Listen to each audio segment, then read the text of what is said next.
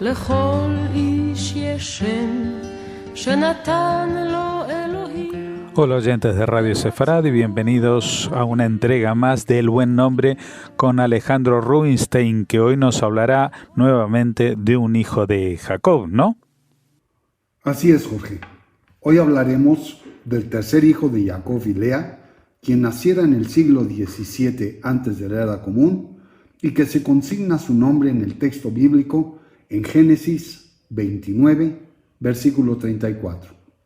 Es un personaje central en el judaísmo, ya que, entre otros temas, tuvo como descendientes a tres hijos: Kehat, Cohen Gadol o sacerdote mayor del templo de Jerusalén, y de los ministros del Beit HaMikdash, los levitas, a través de sus hijos Gershón y Merari. En la entrega pasada comentaba sobre la hermandad plena de los 6 hijos varones de Jacob y Lea, sin contar a Dina, la única hermana. Leví fue uno de ellos y se asociaba con Shimón en cuanto a su disposición a la acción. También he dado cuenta del pasaje de Dina con los pobladores de Shem y de la forma en que reaccionaron Simón y Leví. Posteriormente, se conocen los eventos en la vida de Yosef, medio hermano de Leví, quien ejerciera una posición central en su familia y en el reino de Egipto. Más adelante, cuando Jacob estaba por fallecer, convocó a sus hijos con el fin de conferirles la bendición particular a cada uno y que marcaría el sello en sus vidas posteriores. Como consecuencia de su acción conjunta con Simón en el asunto de Shem, la ira de Simón y Leví fue maldecida, mas no a ellos mismos. Es en Génesis, Bereshit, en el capítulo 49, versículos del 5 al 7, en donde se asientan las palabras proféticas del patriarca Jacob. Y dice así: Shimón y Leví son hermanos, sus armas instrumentos de violencia.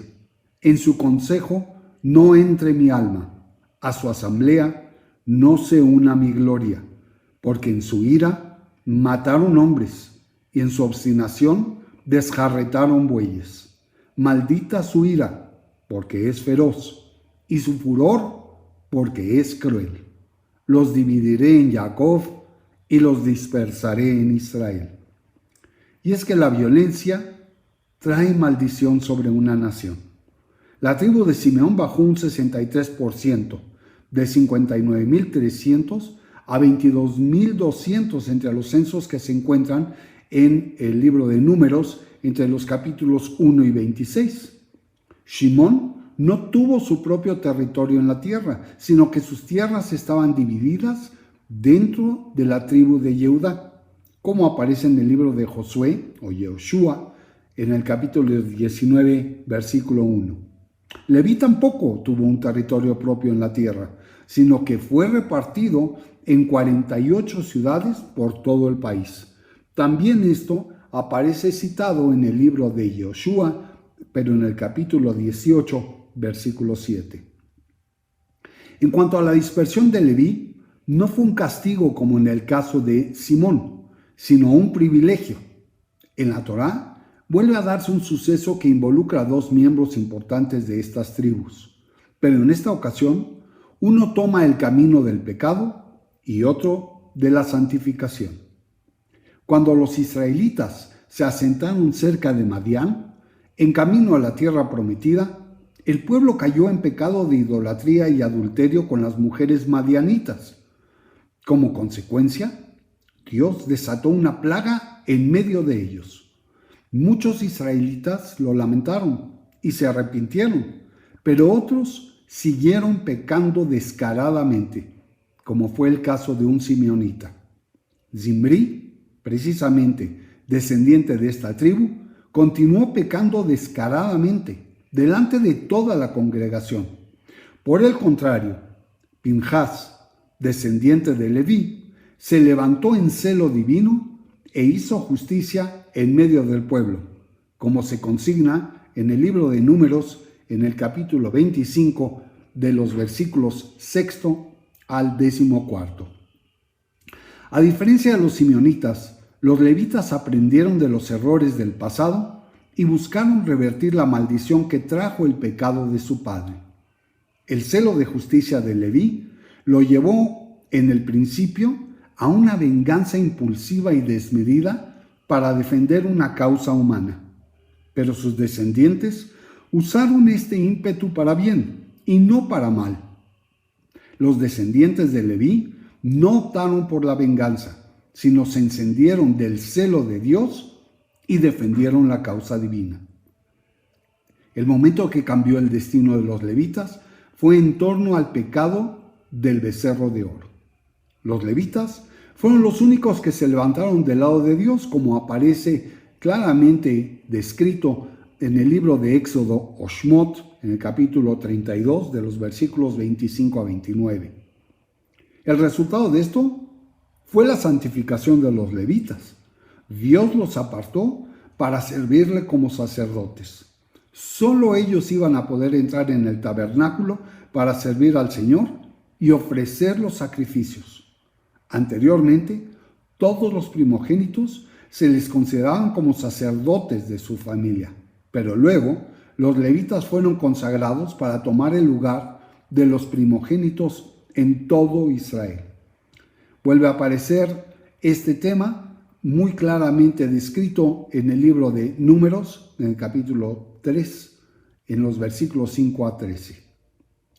Tal como profetizó Jacob, también los levitas fueron dispersados en todo el territorio de Israel, pero por diferente razón que los simeonitas.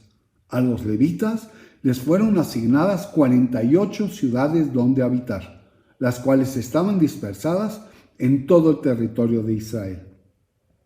No les fue dado territorio a los levitas, pero recibieron una mejor heredad. Y veamos, en Deuteronomio se dice: en aquel tiempo el Señor apartó la tribu de Leví para que llevara el arca del pacto del Señor y para que estuviera delante de él, sirviéndole y bendiciendo en su nombre hasta el día de hoy. Por tanto, Leví no tiene porción o herencia con sus hermanos. Hashem es su herencia, así como Hashem, tu Dios, le habló. Los sacerdotes levitas, toda la tribu de Leví, no tendrán porción ni heredad con el resto de Israel. Comerán de las ofrendas encendidas a Hashem y de su porción, y no tendrán heredad entre sus hermanos. Hashem, se vuelve a citar, es su heredad, como les ha prometido.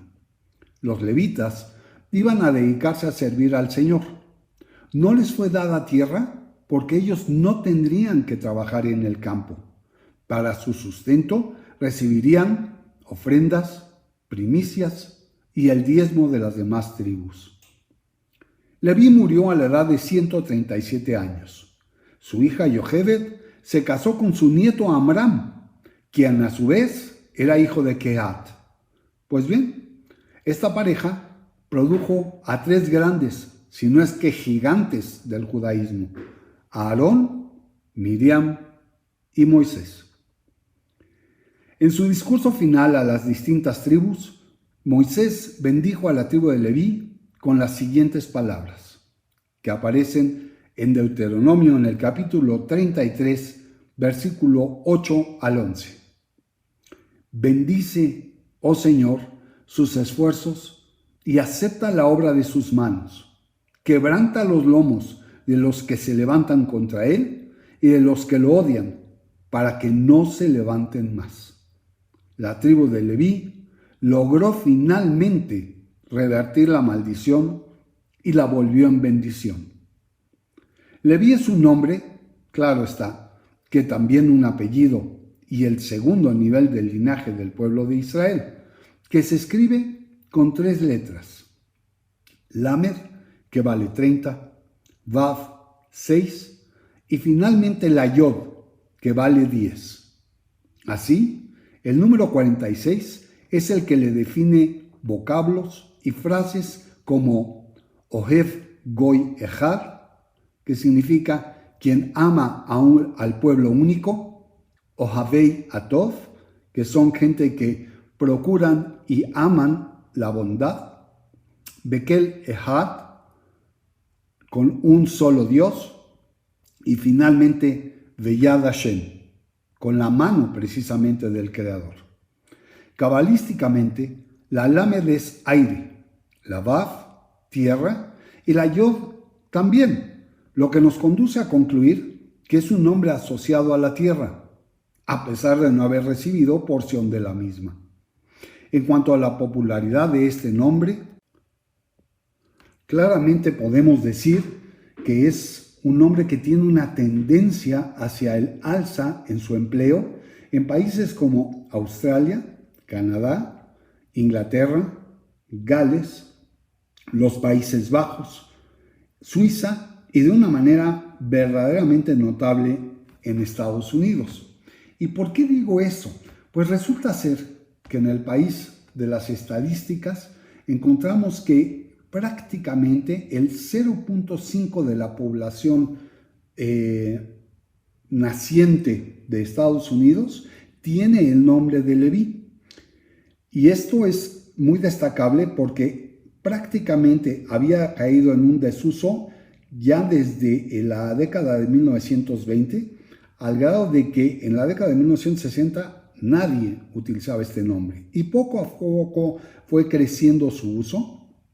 De manera muy destacable empezaba ya en la década de 1980, pero ya es a partir de este siglo XXI, en el año 2000, el crecimiento es verdaderamente impresionante y pasando de un 0.1% en el 2000, para el 2010 ya era el 0.3% y ahora en el 2020, en la década que el corona nos viene a definir, es realmente el 0.5% de los nuevos elementos de la población norteamericana. Bueno, pues por ello se considera un buen nombre, masculino evidentemente, clásico, maduro, algo informal, de la clase alta, nombre bastante natural, pleno, fuerte. Hay una duda o realmente una división entre si es un nombre un tanto tosco o refinado. Se considera un nombre extraño, a la vez simple, serio y claro, bastante intelectual, como en la gran mayoría de los nombres que hemos analizado. Bueno, pues habría que decir también que entre las variantes de este nombre están las de Levi, Leive, Laive, Leivik, Levi y Levush.